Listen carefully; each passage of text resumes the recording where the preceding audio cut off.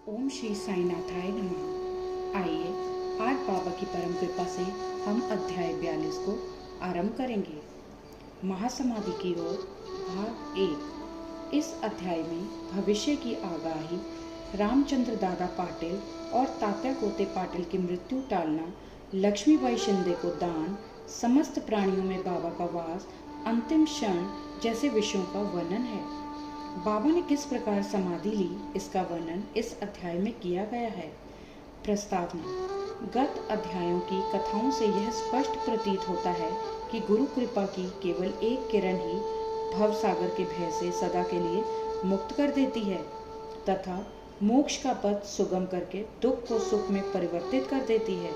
यदि सद्गुरु के मोह विनाशक पूजनीय चरणों का सदैव स्मरण करते रहोगे तो तुम्हारे समस्त कष्टों और भव सागर के दुखों का अंत होकर जन्म मृत्यु के चक्र से छुटकारा हो जाएगा। इसलिए जो अपने कल्याणार्थ चिंतित हों उन्हें साईं समर्थ के अलौकिक मधुर लीलामृत का पान करना चाहिए। ऐसा करने से उनकी मति शुद्ध हो जाएगी। प्रारंभ में डॉक्टर पंडित का पूजन तथा किस प्रकार उन्होंने बाबा को त्रिपुंड लगाया, इसका उल्लेख मूल ग्रंथ में किया गया है। इस प्रसंग का वर्णन 11वें अध्याय में किया जा चुका है, इसलिए यहाँ उसको दोहराना उचित नहीं है। आइए अब जानते हैं भविष्य की आगाही के बारे में। पाठकों, आपने अभी तक केवल बाबा के जीवन काल की ही कथाएं सुनी हैं। अब आप ध्यानपूर्वक बाबा के निर्वाण काल का वर्णन सुनिए। 28 सितंबर सन 1918 को बाबा को साधारण सा ज्वर आया। यह ज्वर 2-3 दिन तक रहा। इसके उपरांत ही बाबा ने भोजन करना बिल्कुल त्याग दिया। इससे उनका शरीर दिन प्रतिदिन क्षीण एवं दुर्बल होने लगा। 17 दिनों के पश्चात अर्थात 15 अक्टूबर सन 1918 को 2:30 पर उन्होंने अपना शरीर त्याग दिया। यह समय प्रोफेसर जी नार्के के तारीख 5/11/1918 के पत्र के अनुसार है, जो उन्होंने दादा साहेब खारपर्डे को लिखा था और साईं लीला पत्रिका के पृष्ठ 7 और 8 में प्रकाशित हुआ था। इसके 2 वर्ष पूर्व ही बाबा ने अपने निर्वाण के दिन का संकेत कर दिया था, परंतु उस समय कोई भी समझ नहीं सका। घटना इस प्रकार है। विजयदशमी के दिन जब लोग संध्या के समय सीमोल्लंघन से लौट रहे थे तो बाबा सहसा ही क्रोधित हो गए। सिर का कपड़ा, कफनी और लंगोटी निकालकर उन्होंने उसके टुकड़े टुकड़े करके जलती हुई धूनी में फेंक दिए। बाबा के द्वारा आहुति प्राप्त कर धूनी द्विगुणित प्रज्वलित होकर चमकने लगी और उससे भी कहीं अधिक बाबा के मुखमंडल की कांति चमक रही थी। वे पूर्ण दिगंबर खड़े थे और उनकी आंखें अंगारे के समान चमक रही थी। उन्होंने आवेश में आकर उच्च स्वर में कहा कि लोगों, यहाँ आओ। मुझे देखकर पूर्ण निश्चय कर लो कि मैं हिंदू हूँ या मुसलमान। सभी भय से कांप रहे थे। किसी को भी उनके समीप जाने का साहस नहीं हो रहा था। कुछ समय बीतने के पश्चात उनके भक्त भागोजी शिंदे, जो महारोग से पीड़ित थे, साहस कर बाबा के समीप गए और किसी प्रकार उन्होंने उन्हें लंगोटी बांध दी और उनसे कहा कि बाबा, यह क्या बात है देव, आज दशहरा का त्योहार है।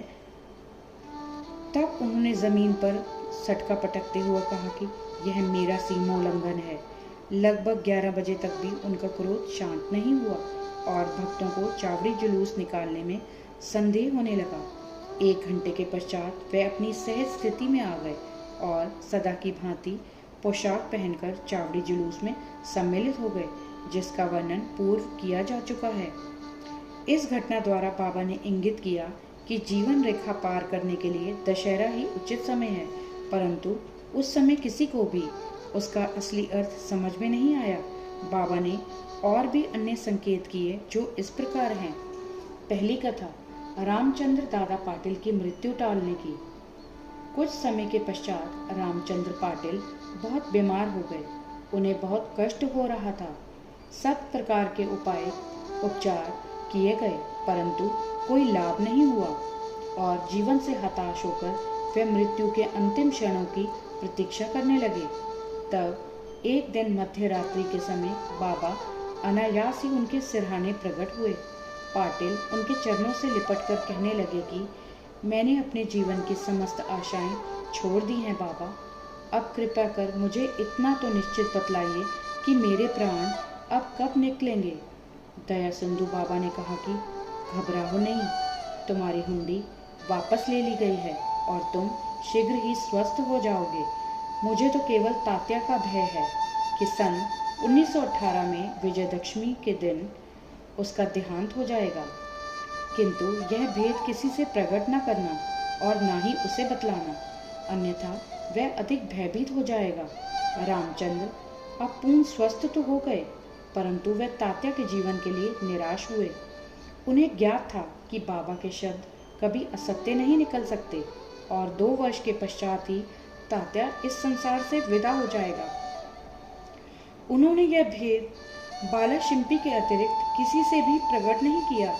केवल 2 ही व्यक्ति, रामचंद्र दादा और बाला शिंपी, तात्या के जीवन के लिए चिंताग्रस्त और दुखी थे। रामचंद्र ने शैया त्याग दी और वे चलने फिरने लगे। समय तेजी से व्यतीत होने लगा। शके 1840 का भाद्रपद समाप्त होकर अश्विन मास प्रारंभ होने ही वाला था कि बाबा के वचन पूर्णतः सत्य निकले। तात्या बीमार पड़ गए और उन्होंने चारपाई पकड़ ली। उनकी स्थिति इतनी गंभीर हो गई कि अब वह बाबा के दर्शन को भी जाने में असमर्थ हो गए। इधर बाबा भी ज्वर से पीड़ित थे। तात्या का पूर्ण विश्वास बाबा पर था और बाबा का भगवान श्री हरि पर, जो उनके संरक्षक थे। तात्या की स्थिति अब और अधिक चिंताजनक हो गई। वह हिलडुल भी नहीं सकता था और सदैव बाबा का ही स्मरण किया करता था। इधर बाबा की भी स्थिति उत्तरोत्तर गंभीर होने लगी। बाबा द्वारा बतलाया हुआ विजयदशमी का दिन भी निकट आ गया। तब रामचंद्र दादा और बाला शिंपी बहुत घबरा गए। उनके शरीर कांप रहे थे, पसीने की धाराएं प्रवाहित हो रही थी कि अब तात्या का अंतिम समय है।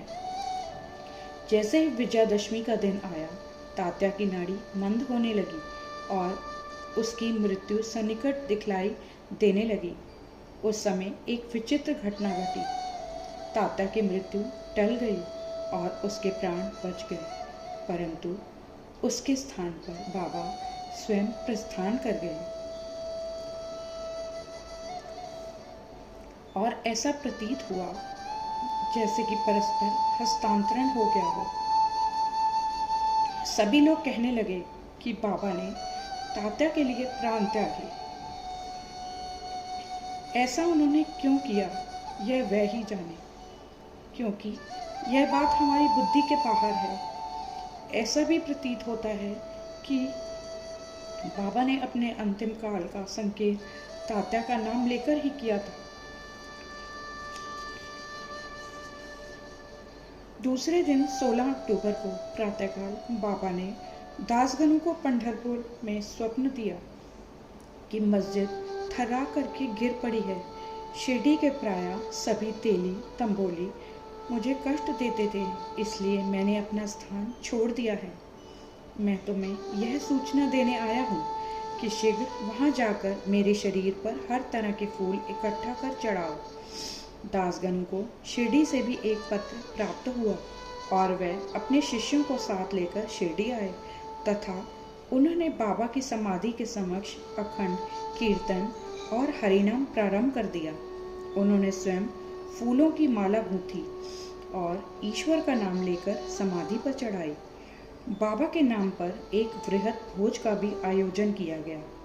आइए लक्ष्मीबाई को दान देने की कथा सुने। विजयदशमी का दिन हिंदुओं के लिए बहुत शुभ है तथा सीमोल्लंघन के लिए बाबा द्वारा इस दिन का चुना जाना सर्वथा उचित ही है। इसके कुछ दिन पूर्व से ही उन्हें अत्यंत पीड़ा हो रही थी, परंतु आंतरिक रूप से वह पूर्ण सजग थे। अंतिम क्षण के पूर्व वह बिना किसी की सहायता लिए उठकर सीधे बैठ गए और स्वस्थ दिखलाई पड़ने लगे। लोगों ने सोचा कि संकट टल गया और भय की कोई बात नहीं तथा अब वे शीघ्र ही निरोग हो जाएंगे, परंतु वह तो जानते थे कि अब मैं शीघ्र ही विदा लेने वाला हूँ और इसलिए उन्होंने लक्ष्मीबाई शिंदे को कुछ दान देने की इच्छा प्रकट की। समस्त प्राणियों में बाबा का वास। लक्ष्मीबाई एक उच्च कुलीन महिला थी। वह मस्जिद में बाबा की दिन रात सेवा किया करती थी। केवल भक्त महालसापति, तात्या और लक्ष्मीबाई के अतिरिक्त रात को मस्जिद की सीढ़ियों पर कोई नहीं चढ़ सकता था। एक बार संध्या समय जब बाबा तात्या के साथ मस्जिद में बैठे हुए थे, तभी लक्ष्मीबाई ने आकर उन्हें नमस्कार किया। तब बाबा कहने लगे कि अरे लक्ष्मी, मैं अत्यंत भूखा हूँ। वह यह कहकर लौट पड़ी कि बाबा थोड़ी देर ठहरो, मैं अभी आपके लिए रोटी लेकर आती हूँ। उन्होंने रोटी और साग लाकर बाबा के सामने रख दिया, जो उन्होंने एक भूखे कुत्ते को दे दिया। तब लक्ष्मीबाई कहने लगी, बाबा यह क्या, मैं तो शीघ्र गई और अपने हाथ से आपके लिए रोटी बना लाई। आपने एक ग्रास भी ग्रहण किए बिना उसे कुत्ते के सामने डाल दिया। तब आपने व्यर्थ ही मुझे कष्ट क्यों दिया? बाबा ने उत्तर दिया, व्यर्थ दुख न करो। कुत्ते की भूख शांत करना मुझे तृप्त करने के बराबर ही है। कुत्ते की भी तो आत्मा है। प्राणी भले ही भिन्न आकृति प्रकृति के हों, उनमें कोई बोल सकते हैं और कोई मूक हैं, परंतु भूख सबकी एक सदृश ही है। इसे तुम सत्य जानो कि जो भूखों को भोजन कराता है, वह यथार्थ में मुझे ही भोजन कराता है। यह एक अकाट्य सत्य है। इस साधारण सी घटना के द्वारा बाबा ने एक महान आध्यात्मिक सत्य की शिक्षा प्रदान की कि बिना किसी की भावनाओं को कष्ट पहुंचाए किस प्रकार उसे नित्य व्यवहार में लाया जा सकता है।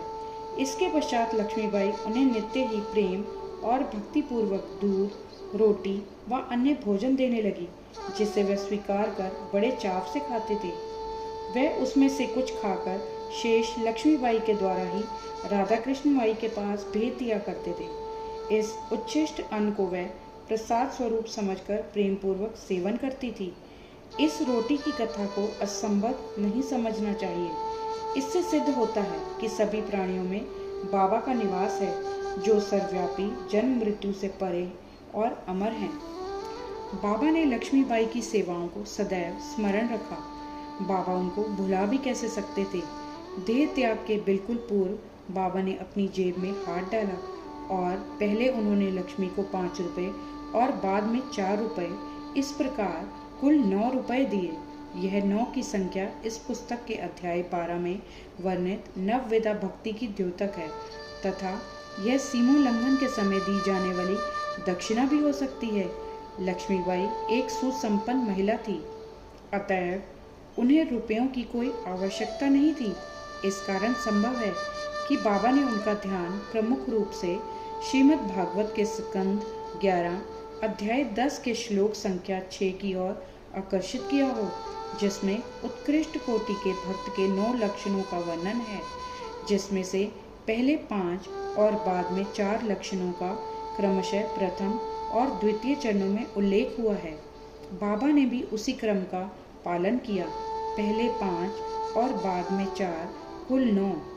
केवल 9 रुपए ही नहीं, बल्कि 9 के कई गुने रुपए लक्ष्मीबाई के हाथों में आए गए होंगे, किंतु बाबा द्वारा प्रदत्त यह 9 रुपए का उपहार वह महिला सदैव स्मरण रखेगी।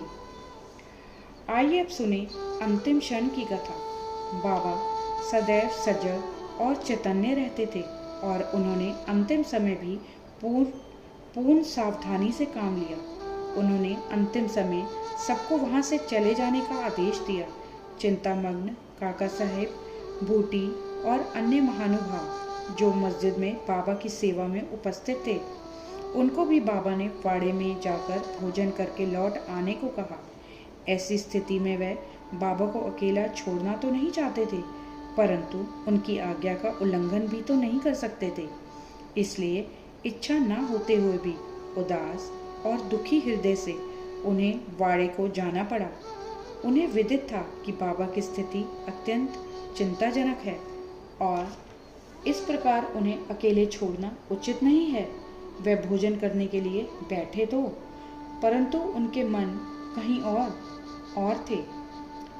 अभी भोजन समाप्त भी न हो पाया था कि बाबा के नश्वर शरीर त्यागने का समाचार उनके पास पहुंचा और वे अधपेट ही अपनी अपनी थाली छोड़कर मस्जिद की ओर भागे तथा जाकर देखा कि बाबा सदा के लिए बयाजी अप्पा पोते की गोद में अंतिम विश्राम कर रहे हैं। ना वे नीचे लुढ़के और ना शैया पर ही लेटे, अपने ही आसन पर शांतिपूर्वक बैठे हुए और अपने हाथों से दान देते हुए उन्होंने यह मानव शरीर त्याग दिया।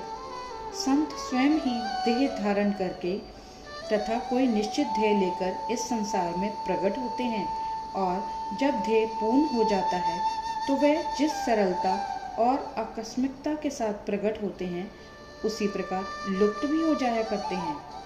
श्री सद्गुरु साईनाथार्पणमस्तु। शुभम भवतु। अध्याय 42 संपूर्णम। सप्ताह पारायण षष्ठम विश्राम संपूर्णम। ओम साई राम।